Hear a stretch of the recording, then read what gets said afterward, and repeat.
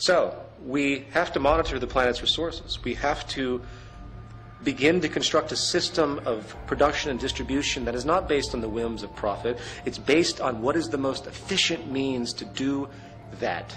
There are resources all over the planet, obviously. We have to begin to understand what we have, and we have to use science and technology to begin to orient our use of these resources in the most efficient way possible. And that's why we advocate the systems approach that we do.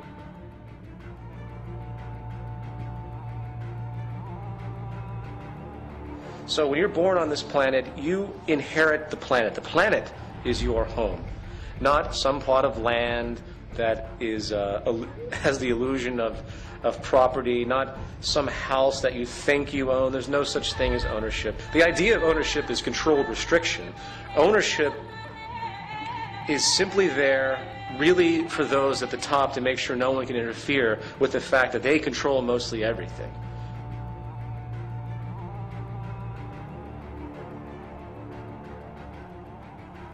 If you motivated our resources right now to change the face of the earth, to create a resource-based economy, we could do it very, very quickly. The problem is, again, the established orthodoxies and self-preserving mechanisms that are in place, which will be our death.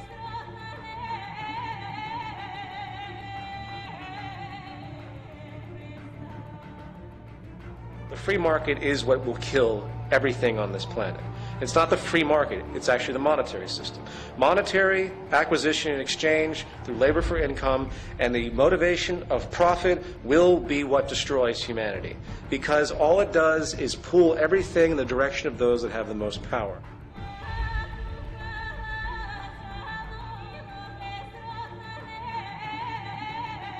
Right now, we are faced with an ecological collapse, an energy collapse specifically.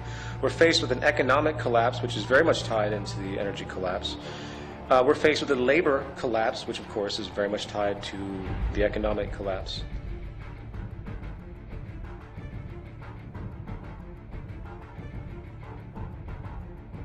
The breakdown of society is occurring. People say, well, we're going to have a recovery of the economy.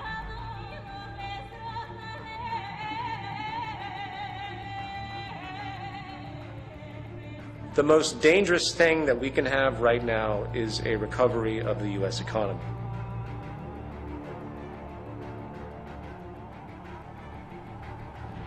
The real sad thing is that humanity is going to have to be smacked around quite a bit before they really understand what the Zeitgeist movement, a resource-based economy, and the Venus Project, Jacques Fresco, is talking about.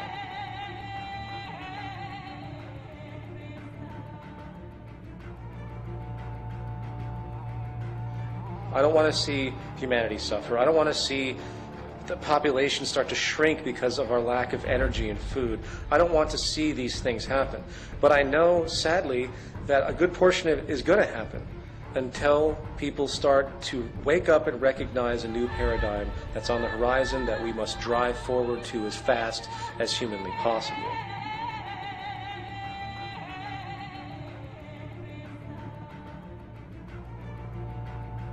We are driven by biosocial pressures, meaning that it takes problems for us to wake up and want to change things.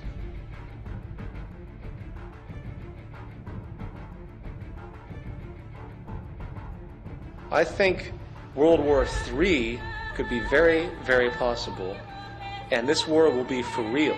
This will not be a contrivance war like World War I and World War II, based on geopolitical realigning and various resource grabs. This will be a war for survival of different countries, and I hope that doesn't happen.